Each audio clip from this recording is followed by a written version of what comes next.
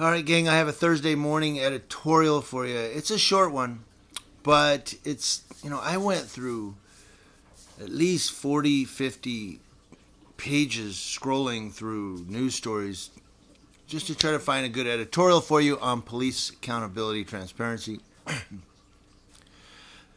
A lot of people are talking about the DC Capitol incident still. Apparently there have been 2 Capitol police officers who took their lives over this incident. Then they're also talking about the Chicago Police Union representative, John Catanzara, who's being charged. Okay, and they're still trying to fire him. I guess they haven't fired him yet. So those are really the 2 hot topics. There's some other things mingled in there. There's a lot of crime. But we're looking to make sure that law enforcement officers who hold their hand up and take an oath, I swear to protect and defend, we're making sure that they're upholding that oath. Or, sometimes a cop will do something good like deliver a baby on the side of the road. I may do an editorial on that. Give them a old pat on the back. Before I even get to that, though, talking about pat on the back, I'm not going to name any names, but there are certain First Amendment auditors that I've noticed are going out and literally harassing cops, walking up on the police, trying to get them and antagonize them to get them to do something. And that's not what we're about, guys. That's why you got this big dog right here. Learn from this guy. That's one of the things that they forget to tell you. They're trying, yeah. Good try, man. Yeah, good try, dog. You almost got it. Good try, man. Hey, close the computer. I don't think you can close it. Just close. Hey, excuse me. Let me bully my way through. Hey, you better watch out, bro. You better watch out, homie. Hey. What? I said excuse me. You better watch out. I said excuse me. You need You to went relax like right this. now. You getting a little out of hand. No, you now. threw your arm at me. You getting out of hand. I said excuse me. Okay. I said excuse me. You threw your arm at me. Okay. You threw your arm at me. Get your dog back. Come on, Pitbull. Fuck out of here. Don't throw your arm at me, bitch. We're about using our camera to tell the truth. Okay? Not antagonizing, we're about just standing there silently and letting our camera tell the truth. Now, if a cop engages you in a manner that he steps over his authority or steps over the line, yeah, we're going to let him know. You stepped over the line, get back across that line and go back to work. Okay? Sure, we're going to do that. If he says, hey, how's it going? A mature adult will say, how you doing? All right.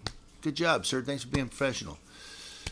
But to stand there and try to antagonize so you can get some views of a cop that's, and then say he's a tyrant. He's not a tyrant. You were antagonizing him. I just wanted to nail that down. Guys, let's be a little smarter on how we watch the police and record the police. Let's just let the camera do the talking, as they say. Now, if he engages you, of course you need to respond. I get that. But to just keep poking the bear, I don't know. I just wanted to throw that out there. It was just up here. It was just bugging me. Let's get to our editorial and see what's going on with this cop.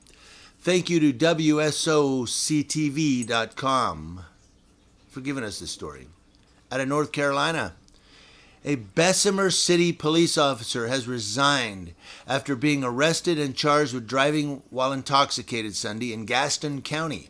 According to the Bessemer City Police Department, Officer Gustavo Laverde was pulled over by troopers on Interstate 85 at US 321. He was off duty and driving his personal vehicle at the time of the incident, police said. Laverde resigned from the department following the arrest. Now, he was hired in November of 2020 and was assigned to patrol. Chief of Police Thomas Ellis said, quote, "It is disheartening to learn that one of our officers is charged with violating one of the very laws that we are sworn to uphold. Professional accountability is a priority of the Bessemer City Police Department, and our officers are expected to maintain that standard at all times. The overwhelming majority of Bessemer City police officers serve admirably and with integrity."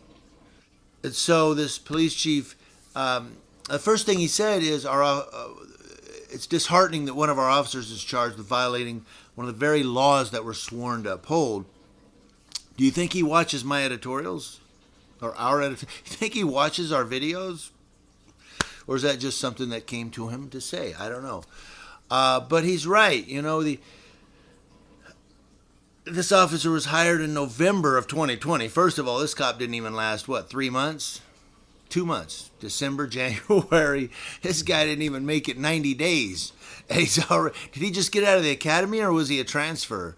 I don't know. But this cop didn't last 90 days in this department. He gone. And I wonder what happened. That's a good question. Was he right out of the academy? Or, well, if he was hired in November, I don't think he was a rookie. If he was a transfer, what happened at the other department? Why was he, something going on here, this cop? But the thing is, how many people had he pulled over for DWI?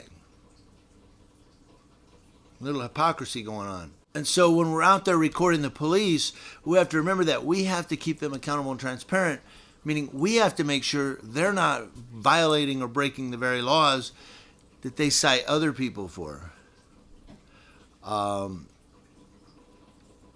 Cops, I've seen a Fontana cop just recently. Al SoCal recorded this. A Fontana cop parked in a handicapped spot. Now, I believe they were on a call, but regardless of that, now you've taken away one spot that a handicapped person who's come into the store could actually use to park there and go into the store. Now this handicapped person has to park over on a spot down there because there's a police car in the handicapped spot.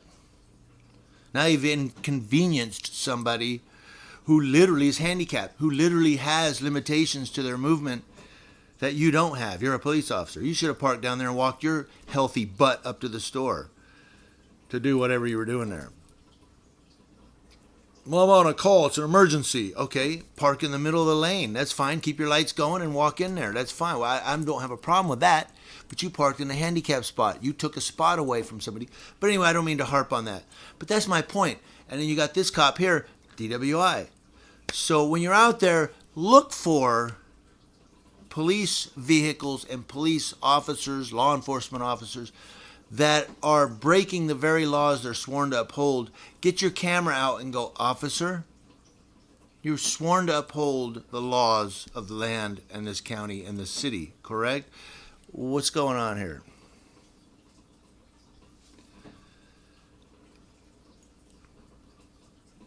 Now, if they park at a red curb because they're on a call, I get that. It's an emergency.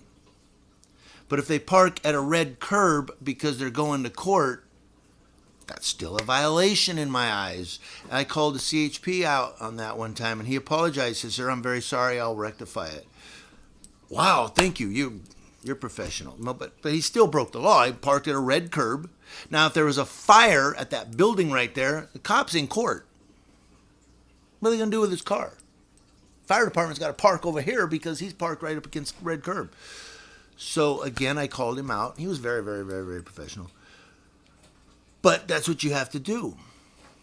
And I've heard people say cops leave their cars running all the time. That's our tax dollars. No, the reason they leave their cars running is because they have the equipment in there and they have to keep the air going to keep the equipment cool. Well, that, and on top of that, the equipment, if they turn the car off, the radio equipment and all that will kill the battery. After about 9 car stops, that battery's going to be dead.